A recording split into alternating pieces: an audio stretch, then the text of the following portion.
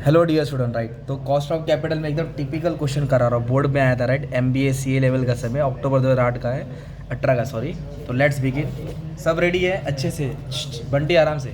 तो आ जाओ। सबसे पहले क्या दिया है, कॉस्ट ऑफ कैपिटल का मतलब क्या होता है कि कंपनी को जो भी पैसा है उसका कितना कॉस्ट देना पड़ रहा है वो फाइंड करने का। तो we have to find weighted average cost of capital. तो पहले टेबल सॉल्व करेंगे, फिर 3 कंडीशन दिया है। तो अभी मैं ए वाला पार्ट पढ़ा रहा हूँ, calculate weighted average cost of capital in the above situation. तो ये सिचुएशन का सॉल्व कर रहा हूँ। तो कंपनी का 20 लाख इक्विटी शेयर है, 5 लाख प्रेफरेंस शेयर है और 8% डिवेंचर से। तो लिख दिया 20 लाख, 5 लाख, 15 लाख। ये तीनों को ऐड करोगे तो कंपनी के पास कितना रुपया है, 40 लाख। इक्विटी प्रेफरेंस डिवेंचर, इसको कैपिटल स्ट्रक्चर बोलते हैं। क्या बोलते हैं? तो कंपनी के पास कुल मिला के 40 लाख है।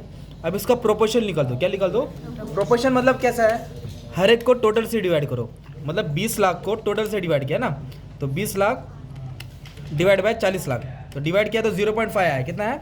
तो आप लोग परसेंटेज नहीं लिखना, 0.5 लिखना। ओके। फिर नेक्स्ट क्या करेंगे, 5 लाख को डिवाइड करेंगे 40 लाख से, तो डिवाइड करके 0.125 आएगा, 0.125। नेक्स्ट क्या करेंगे, 15 लाख को टोटल से डिवाइड करेंगे। टोटल कितना है? 40 लाख। 15 लाख डिवाइड बाय 40 लाख, तो इतना आ जाएगा 0.375। और फिर जब प्रोपोर्शन का टोटल लेंगे तो 1 ही आएगा। प्रोपोर्शन का टोटल लेंगे तो कितना आएगा? 1। मेन खेल क्या है, कॉस्ट। कभी कभी कॉस्ट का परसेंटेज दिया रहेगा तो ये इजी समझ रहा था, मल्टीप्लाई करके ये आ जाएगा ना यार। पर कॉस्ट इसमें फाइंड करना है। We have to find cost of debenture and we have to find cost of equity. Okay. तो प्रेफरेंस शेयर का कॉस्ट कितना दिया? 6%। और प्रेफरेंस शेयर्स पे कुछ भी एडजस्टमेंट नहीं दिया है, तो डायरेक्ट 6% में एज इट इज लिख दूंगा। प्रेफरेंस शेयर का जो 6% है डायरेक्ट एज इट इज लिख दूंगा इधर। तो प्रेफरेंस शेयर के कॉस्ट के कॉलम में 6% डाल दिया। ओके, परसेंटेज ऊपर है ना। But we have to find cost of equity and cost of debenture. क्या फाइंड करना है? कॉस्ट ऑफ इक्विटी और कॉस्ट ऑफ डिबेंचर। तो इधर कॉस्ट ऑफ डिबेंचर फाइंड करेंगे, इधर कॉस्ट ऑफ इक्विटी फाइंड करेंगे। तो कॉस्ट ऑफ डिबेंचर KD, क्या याद रखने का? KD। I bracket 1 minus T. I refers to interest rate. I क्या होता है? तो इंटरेस्ट रेट देखो इधर दिया है, कितना परसेंट है? 8% है। ये डिविडेंड परसेंट होता है, ये इंटरेस्ट होता है, क्योंकि प्रेफरेंस शेयर पे डिविडेंड मिलता है, डिबेंचर पे इंटरेस्ट। तो I के जगह पे 8% डालूंगा ना यार। कितना परसेंट डालूंगा? 8 डालूंगा। 1 T मतलब टैक्स रेट। T मतलब देखो टैक्स रेट दिया है, इधर दिया है, assuming tax rate 0 to be 35%। कितना परसेंट बोला है? 35% को क्या एज्यूम करेंगे? 0.35। क्या लेने का? 0.35। जस्ट सॉलिड 1 में से 0.35 गया तो 0.65 आएगा, 0.65। अब इन दोनों को क्या करेंगे? मल्टीप्लाई। क्या करेंगे? मल्टीप्लाई। 8 मल्टीप्लाई बाय 0.65 तो आ गया 5.2। कितना आ गया? ये हो गया कॉस्ट ऑफ डिबेंचर। क्या हो गया? तो कॉस्ट ऑफ डिबेंचर इधर लिखने का 5.2। तो ये 5.2 कैसे है ये याद करना पड़ेगा। ओके। अगर टैक्स रेट नहीं दिया रहता तो डायरेक्ट डिबेंचर पे 8% लिखते। क्या लिखते? 8%। Similarly we have to find cost of equity. क्या फाइंड करने का? Cost of equity. तो कॉस्ट ऑफ इक्विटी का एकदम अजीबोगरीब फॉर्मूला है। कॉस्ट ऑफ इक्विटी ई लिखेंगे, dividend, market price 100 plus growth rate. तो let me solve it. Okay. तो क्या दिया इधर मालूम है क्या? इधर बोला है equity shares of company sell price मतलब मार्केट प्राइस, सेल मतलब market price, which is 5 time the higher than the face value. Face value से 5 गुना ज़्यादा है। तो फेस वैल्यू कितना इक्विटी शेयर का? 10। मतलब इधर मार्केट प्राइस नहीं दिया है, तो फेस वैल्यू 10 है, उसका 5 गुना, तो मार्केट प्राइस कितना हो गया? 50। फेस वैल्यू 10 है और कितना गुना है वो? 5। तो मार्केट प्राइस 10 है। कभी कभी क्वेश्चन में डायरेक्ट 50 रुपये दिया रहेगा, तो अच्छी बात है। और डिविडेंड भी देखो, डिविडेंड भी नहीं दिया, ऐसा दिया रहता 5 रुपीज़ पर शेयर, 6 रुपीज़ पर शेयर। इधर क्या बोला है? 50%। कितना परसेंट बोला है? तो डिविडेंड का 50% किस पे निकालने का? फेस वैल्यू पे। किस पे निकालने का? तो 10 रुपये का शेयर है। कितने का शेयर है? 10 रुपये। 10 रुपये पे 50%, 10 रुपये का आधा कितना हो गया? 5। तो ये 5 क्या हो गया? डिविडेंड हो गया। 5 क्या हो गया? अच्छा, कॉस्ट ऑफ इक्विटी का फॉर्मूला क्या है? Dividend divide by market price into 100। तो डिविडेंड कितना है? 5। डिविडेंड कितना है? 50% ऑफ फेस वैल्यू, 5 आया। What is market price? 5 times of face value. What is market price? 5 times of face value, that is 50 into 100 डालेंगे। और ग्रोथ रेट क्वेश्चन में दिया रहेगा, कितना दिया है? Growth rate, constant growth rate 7%। कितना परसेंट? इधर 60% डालेंगे, है ना। तो अभी क्या करेंगे आप लोग, ये इसको सॉल्व करेंगे। 5 को 50 से डिवाइड करके 100 दबाए, 100 मतलब परसेंटेज। तो ये सबको सॉल्व करके 10 आएगा और ये कितना है? 7। तो ऐड कर देंगे तो कितना आएगा? 17%। कितना हो जाएगा? 17%। तो इधर लिखेंगे 17। तो ये आया कॉस्ट ऑफ इक्विटी, इसको ढूंढना मैंने, और कॉस्ट ऑफ डिबेंचर ढूंढा। तो weighted average cost of capital क्या करेंगे? इन दोनों को मल्टीप्लाई करेंगे। क्या करेंगे? दोनों को मल्टीप्लाई। 17 multiply by 0.5, 8.5। कितना आएगा ये? 8.5। कितना आएगा? 6 को किससे मल्टीप्लाई करेंगे? 0.125।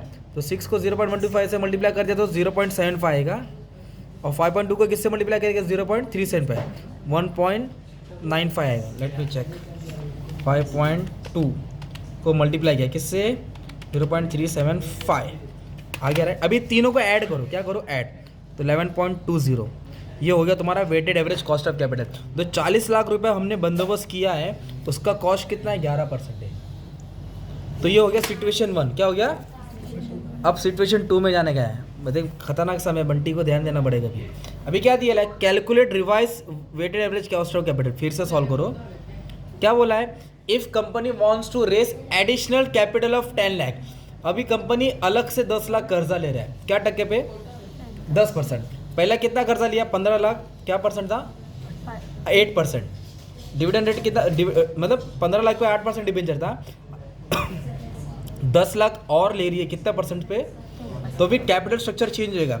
ये तीनों तो डायरेक्ट क्वेश्चन से कॉपी करेंगे, ये सेम 20 5 15 20 5 15। तो जो पुराना डिबेंचर से 8% वो ओल्ड है, और न्यू पे कितना रेट दिया है, तो इधर 10% आएगा। ओके, और कितना लोन लिया लोग ने 10 लाख, इसलिए 10 लाख। अब इसको ऐड करेगा तो कितना हो जाएगा 50 लाख। तो इसका प्रोपोर्शन भी चेंज हो जाएगा, है ना। तो 20 लाख को किससे डिवाइड करेंगे 50 लाख से, 20 lakh divide by 50 lakh 0.4। Okay, फिर 5 लाख को किससे डिवाइड करेंगे 0.1, 15 को इससे करेंगे 0.3 आएगा, इसको इससे करेंगे तो 0.2 आएगा, फिर ये सबको ऐड करेंगे तो 1 आ जाएगा। क्या आ जाएगा 1। नौ अभी कॉस्ट ढूंढने का, क्या ढूंढने का, तो प्रेफरेंस शेयर का कॉस्ट सेम लिखने का है। किधर कितना परसेंट था 6% ना, तो इधर भी 6 ही लिख दो।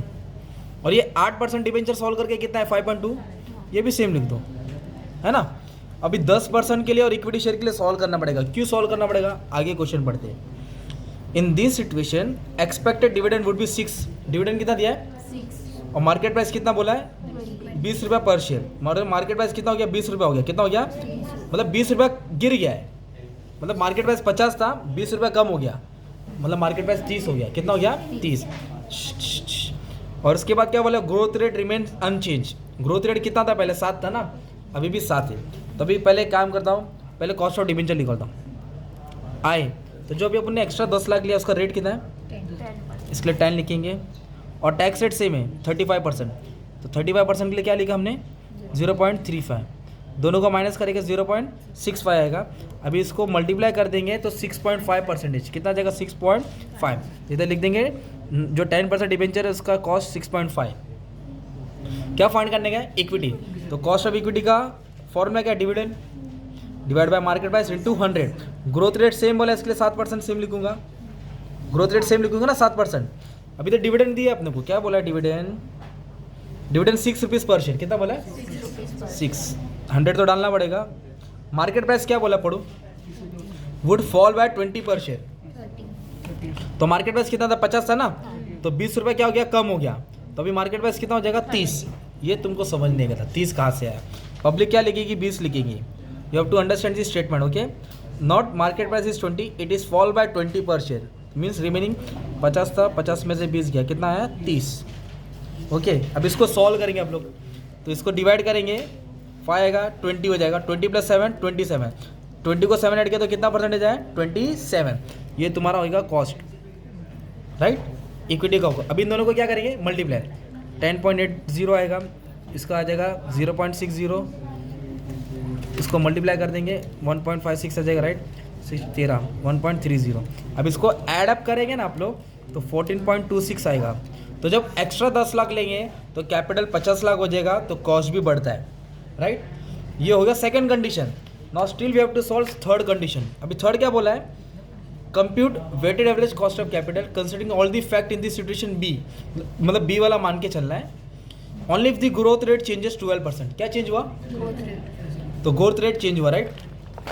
तो फिर इधर से अगर हम लोग सॉल्व करेंगे तो सबसे पहले क्या कर देंगे मालूम है क्या, तो कैपिटल वही है 20 लाख है, 5 लाख है, 15 लाख है, 10 लाख है, तो ऐड कर लेंगे तो कितना हो जाएगा अपना मालूम है क्या, कैपिटल है ना ये, तो ऐड करके 50 लाख हो जाएगा, कितना हो जाएगा 50 लाख। फिर क्या निकालेंगे प्रोपोर्शन, क्या निकालेंगे प्रोपोर्शन, तो प्रोपोर्शन सेम आएगा ये वाला, क्योंकि सेकंड कंडीशन ही बोला है ना, तो ये सेकंड कंडीशन का था, ये भी सेम आ गया, राइट। अभी लिखेंगे कॉस्ट, क्या लिखेंगे कॉस्ट, प्रेफरेंस शेयर का 6 डालेंगे, ये इक्विटी है, ये प्रेफरेंस है, ये 8% डिबेंचर्स है और ये 10% डिबेंचर्स है ना।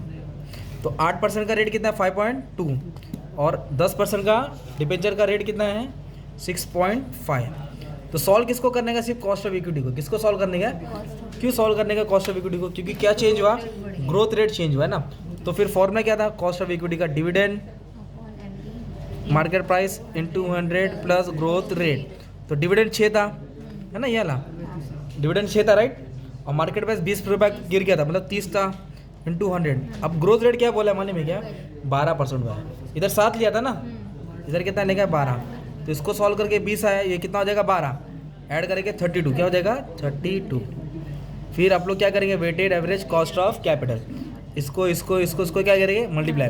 तो ऐड करके जो आंसर आएगा कमेंट में डाल देना आप लोग, ठीक है। तो ये था कॉस्ट ऑफ कैपिटल, एकदम खतरनाक वाला सम था, प्यार मोहब्बत में करा दिया है ना। तो स्क्रीनशॉट ले लो क्वेश्चन का, and thank you very much.